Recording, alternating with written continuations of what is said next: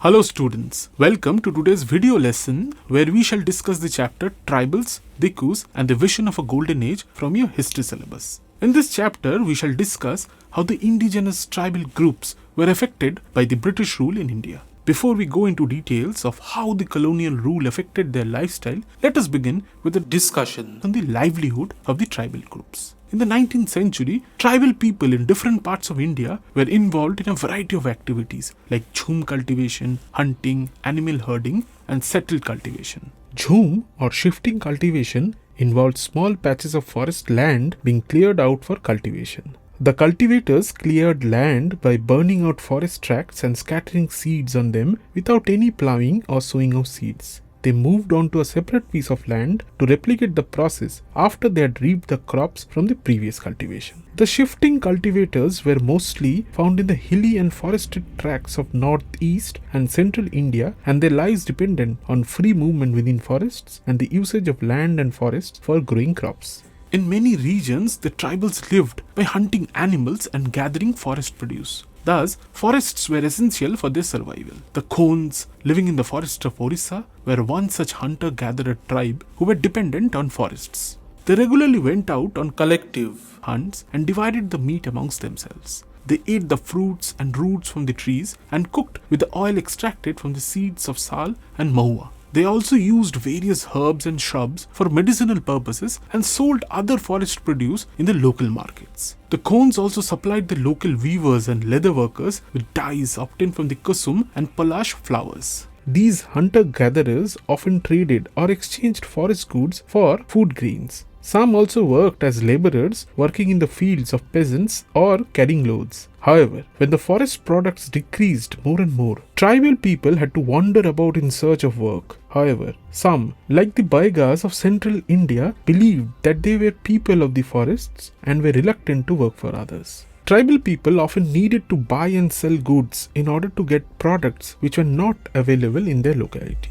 This made them dependent on traders and moneylenders who exploited them by selling them goods at high prices and giving loans at higher interest. Thus, moneylenders and traders were considered evil outsiders and the cause of their misery. Some tribal groups, like the Van Gujjars of the Punjab hills and the Labadis of Andhra Pradesh, were cattle herders. The Gaddis of Kulu were shepherds and the Bakarwals of Kashmir reared goats. Thus, these were the pastoralists who lived by herding and rearing animals. Some tribal groups had begun to settle down from the 19th century, becoming settled cultivators. They ploughed lands and gradually got rights over the lands they lived on. In certain cases, like the Mundas of Chota Nagpur, it was believed that all the members of the clan had rights to the land. The British officials saw settled tribal groups like the Gonds and Santals as more civilized as compared to the hunter-gatherers or shifting cultivators who moved from one place to another. The life of tribal groups changed during the British rule.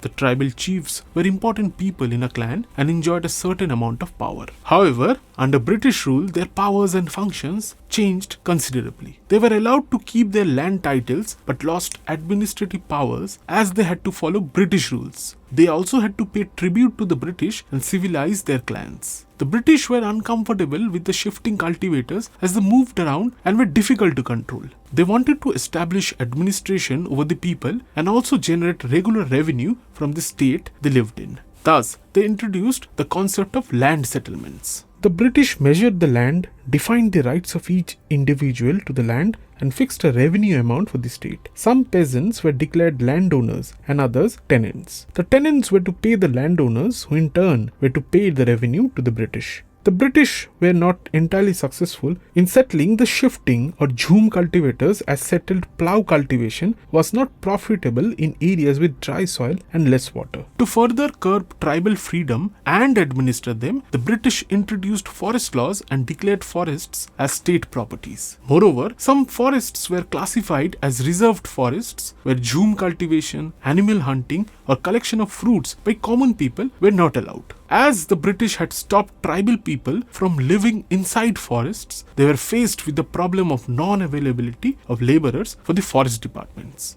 Thus, Jhum cultivators were given small patches of land for cultivation in return for their labor to the forest department. In this way, the forest department set up forest villages to ensure regular supply of cheap labor. However, many tribal groups revolted against the new rules and reforms. Songram Sangma in 1906 in Assam and the Forest Satyagraha of the 1930s in the central provinces are examples of such revolts. During the 19th century, tribal groups found traders and moneylenders coming into the forest too often to buy forest products, offering cash loans and wage labor. However, the consequences of such actions were exploitative. For example, the silk growers of Hazaribagh, Jharkhand earned very little, selling thousands of silk cocoons for 3 or 4 rupees. These cocoons were then exported to Burdwan or Gaya, where they were sold at 5 times the price paid to the growers. Thus, the market and traders or middlemen were seen as enemies by the tribal people.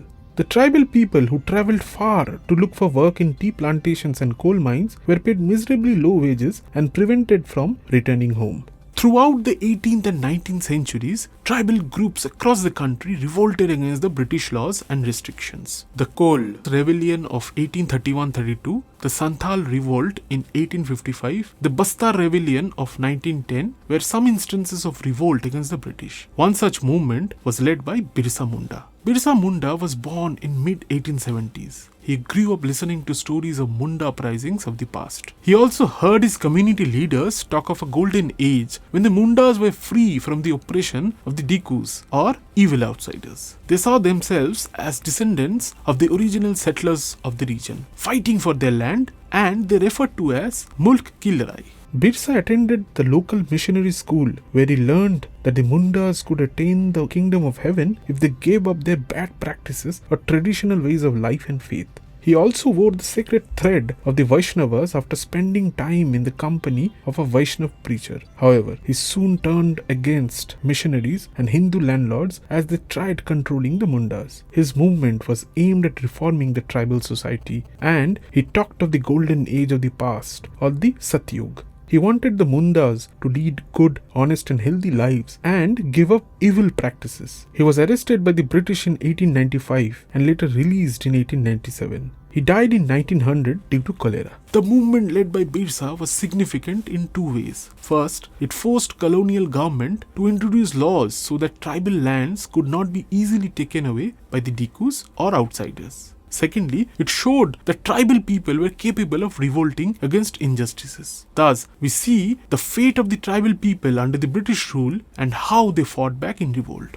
With that, we come to the end of today's video lesson. We hope this helps you in your revision. See you soon.